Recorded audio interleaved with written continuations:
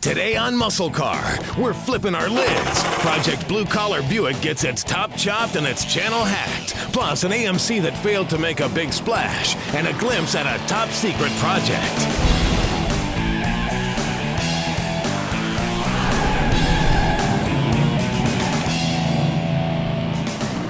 Hey guys, welcome to MuscleCar. It's time to start ripping into Project Blue Collar Buick. We're going to tackle the panel that needs the most work first, the roof.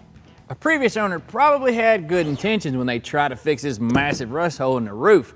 But good intentions really don't cut it when it comes to restoring a car. And neither did the fiberglass, plastic filler, and duct tape they used. Now we're not just going to skin this one. For one thing, nobody makes a roof skin for a 1973 Buick. And even if they did, the rust on this goes way too deep. So we're going to be replacing the entire roof. We just need to expose the pillar, so we're only pulling the trim we need to for now. Now this homemade tool here works pretty good. It doesn't work that good when the molding is glued into place. This is awesome. Judging by the 3 layers of different types of sealant, I'd say this car's been messed with a few times before. Now this bench seat is definitely not going back in. I hate bench seats. They suck and they're ugly. Stupid bench seat. And it's not gonna go back in the car. The windshield isn't cracked, so we're hanging on to it for now. If our budget allows, we might replace it later. The back glass is going in the keeper pile too. Our Buick's all stripped out and ready to get decapitated, but what are we gonna replace that roof with? Well, that brings us to today's special guest, 1975 Pontiac Le Mans. It may not look pretty, but it's got the same roof as our 73 Buick, and it's plenty solid enough it's something we can work with. Now, a little research and a couple of phone calls, and you should be able to track down a roof for just about any vehicle. Now, the cheapest route is going to be a self-service wrecking yard. So if you chop it off yourself, the price goes down. Now, if you want the yard to slice it off for you, just be real clear where you need this thing cut. We gave $150 for the roof. We borrowed the whole car to show you guys how it's done. But the rest of it goes back to the parts guy we got it from.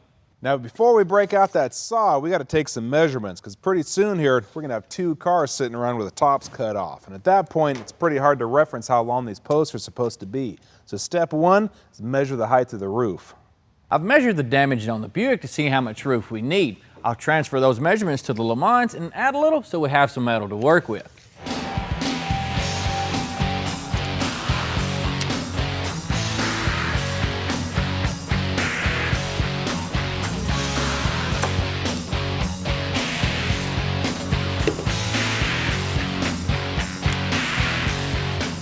After triple checking our measurements and marks, it's time to break out the saws and have at it.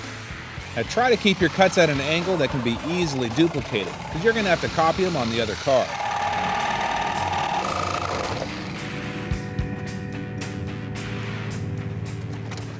Guess it's a drop top. That's convertible. We marked the Buick earlier when we took the measurement, so it's ready to have its top chopped. Stick around. When we come back, we'll be flipping our lids. After the break, the Buick comes back together. Or does it? Yeah, it don't fit. Hey, welcome back. Well, it's a little late to turn back now. We got 2 cars with the tops cut off. Like I said earlier, we trimmed our top a little long, so it's gonna be riding a little high. But now it's just a matter of trimming this dude to fit and welding it on. Yeah, it don't fit. If you plan on keeping the dash, and we do, you better throw a welding blanket over it, or a new dash might chew up a chunk of your budget. Now don't go crazy here, just take a little bit at a time. It's a whole lot easier to take it off than it is to put it back on. Now you can see after I trimmed the front pillar a little bit, we're still way out of alignment here. You can tell by this whole roof still needs to come forward. That means we still got to cut some more out of the front.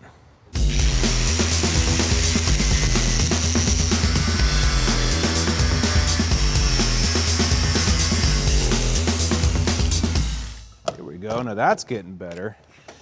You can see here where the lines are coming together pretty nice on this post here, but on the back you can see where it's still stepped up quite a bit. Now that tells me that the next step is going to be trimming this one off.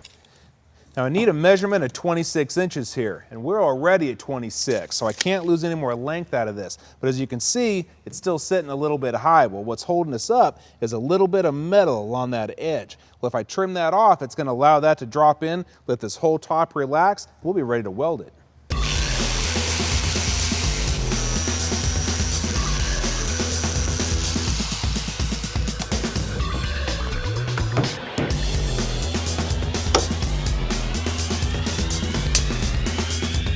Are 26 inches right there. Perfect. Consider it trimmed and fit. When welding on the top, we're going to use a procedure called sleeving. Since we're using butt welds, all the pillars need to be reinforced to make them as strong as they were from the factory. So we're adding these small plates to all the weld joints. The sleeves are going on the inside of the post. They'll actually end up stronger than they were from the factory.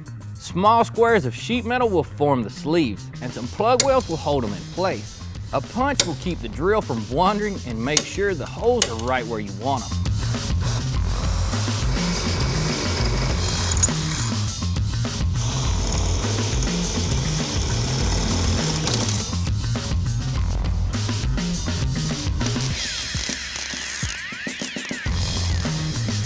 Once the first sleeve is welded up, a second one goes on for extra strength.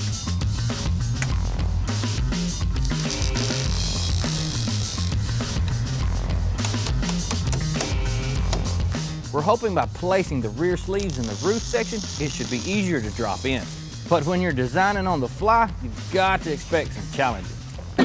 Front first, front first. This ain't gonna work. No, let's try just dropping it in the back first. So if we drop it in the back, let this slide in, cut these off shorter, I'll bet we can get this to pop over the top of it. Just make sure this will drop in. We may have to bend this in a little bit. We can use a zip screw to pull it back out tight. When you do that, you're gonna bend that post out. No, that's just a wraparound, that's all it is. It ain't plug weld either. All right. It's your bull, I'm just holding the horns. He's just holding the horns. Now let's just cut that off really short. It's still not gonna work, because it has to be dropped in pretty much from where we're at right now. I think either we need to use this one and cut one of them off, or cut one of them off and use this one. Okay, what we finally came up with for our issue with the front plates is actually pretty simple. We trimmed off the excess, made a relief cut, and bent the tabs flush with the top of the post, allowing the roof to fall into place. Then using some pry tools, we bent the tabs back up so we can weld them in. So now, all we're ready to do is measure this guy out and then burn it in. This is where all that careful measuring we did earlier pays off. 14. We're good. We want a slight gap between the two panels here, so the weld goes all the way through to the sleeves. It doesn't get much stronger than that.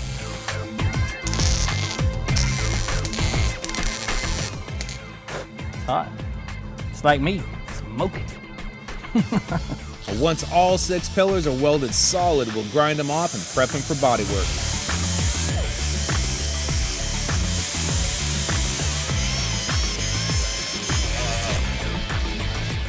Now I know replacing an entire roof can be pretty intimidating, but hey, that's why you learn on a $1,500 car, not a $15,000 car. With a low buck project like this, you can afford to take a few chances. The worst thing you end up doing is costing yourself a little extra time. So don't be afraid to step out of your comfort zone and challenge yourself.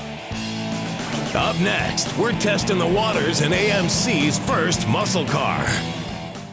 Restore your classic pickup, SUV, or Suburban at shopclassictruckparts.com. We stock anything and everything for Ford, Chevy, GM, and Dodge trucks. Complete bodies, complete interiors, fuel systems, hard parts, chrome, trim, accessories, and more. Log on now and save. The all-new PowerblockDirectory.com, your source for everything automotive. Find all the parts and brands, thousands of racetracks, from Daytona to Long Beach, plus events, clubs, and more. Find the stuff you're looking for. The all-new PowerblockDirectory.com, your source for everything automotive. Today's flashback, a 1966 AMC Marlin. I drive it, I enjoy it. If you ever see my car on a trailer, there's something wrong somewhere. That's Phil Heitman talking about AMC's first muscle car. You may think the '68 Javelin holds that title, but 3 years before, AMC tried reeling in the supercar crowd and ended up with a tale about the one that got away, the Marlin.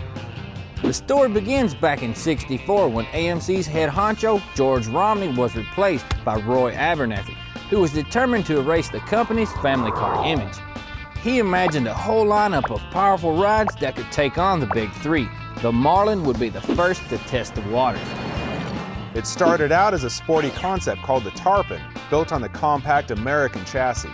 A sleek fastback roof turned it into a 2+2 with a Mustang and Barracuda in its sights. Abernathy knew it needed a V8 to take him on, but the engine bay of the American was just too small. He also wanted to be able to sit in the back seat, and he was over 6 feet tall.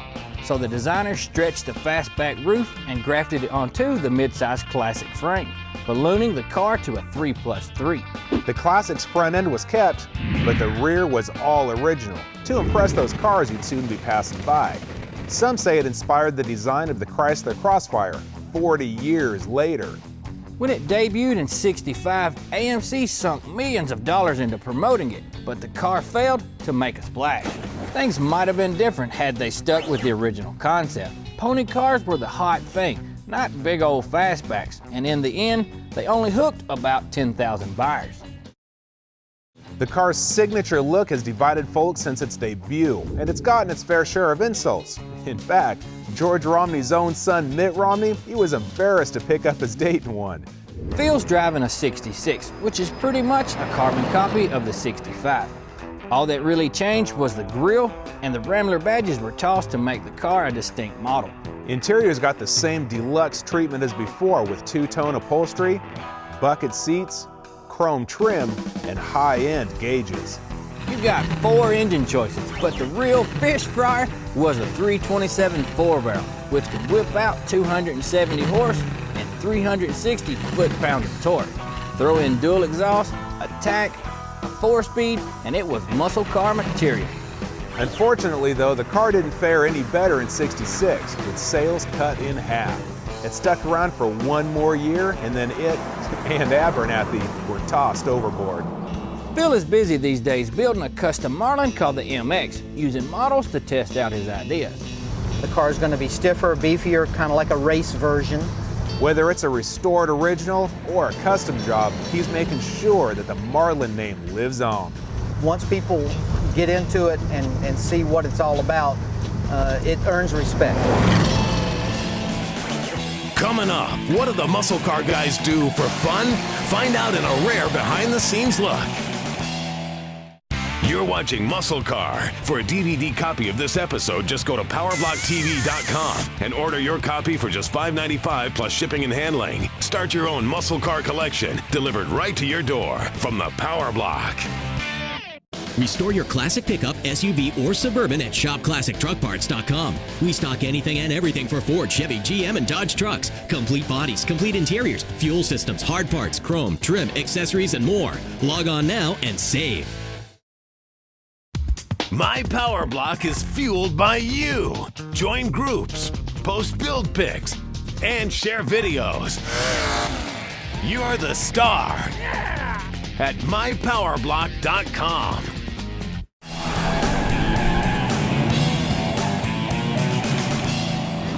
Hey guys, welcome back. Now, we won the first battle, but the war on rust is still raging. And the next battlefield is this rear window channel. Now, if you don't fix this correctly, water's gonna leak through there, get in your trunk, and cause more rust. So don't be tempted, take any shortcuts. The first thing I need to do is get the rest of the window sealer out of the way. A little trick is to heat up the end of a pry tool and melt it out.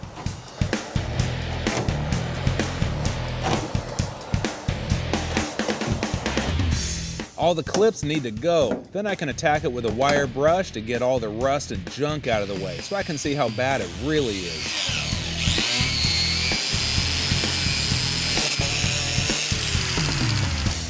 If this was a small area, I just freehand it, but a patch this large calls for a template.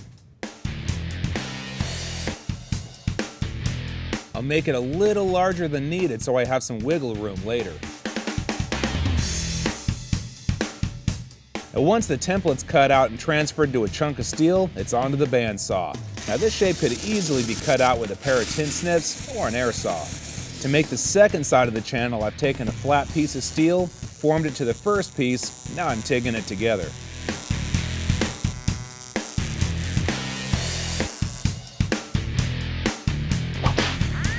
Now it's time to take out the garbage, or chop it out in this case.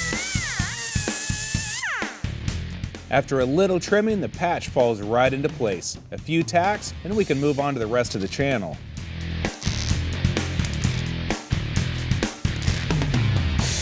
Okay, there's still one more little spot here that needs to be patched in, but what I'm trying to show you is that you can do this repair using nothing more than a pair of tin snips and a basic welder. Now I'm going to move on to the back here and show you another way to do a patch using a brake and a shear. Now you could also use tin snips, a hammer, and a vise for this method, but I'll tell you what, a shear and a brake sure are nice. I made this piece way longer than I need here, but the rest of it will be used in other places.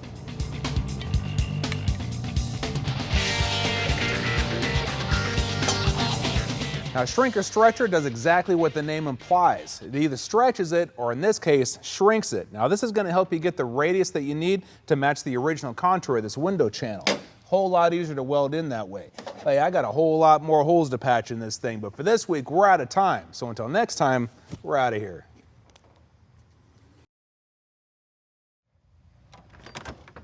Hey guys, you know, a lot of cool stuff happens around here when the cameras aren't rolling. Now, me and Tommy, we've been messing around with a project hidden out here in the warehouse for the last couple of days. Figured you might dig on seeing what a couple of sick, twisted gearheads do for fun. All right, got the show closed out, man. We got brakes yet? Yeah, we got front brakes, so that ought to stop us sometime. Yeah, front brakes is fine. Yeah, I think this is gonna be a pretty good investment of time for the, head turner that we're making. Yeah, pretty good considering this is the car we use for parts. Yeah, let's sneak this dude out of here and take it for a test ride. Sweet. We like to call it Project Dead Goat. Now, she may be a little rough around the edges, but at least she ain't pretty. Is it street legal? Hell no. Is it fun? Hell yeah.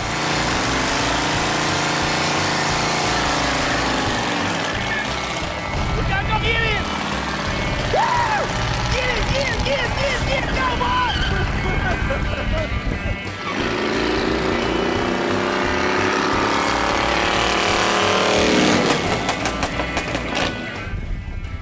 No way we can crush this thing. It's way too much fun. I hope that parts guy let me donate him $100 for it. We'll just have to see what we can do. See, guys, just goes to show you don't have to have deep pockets to have fun with cars. All you need is a little imagination, an old parts car. That's it. See y'all.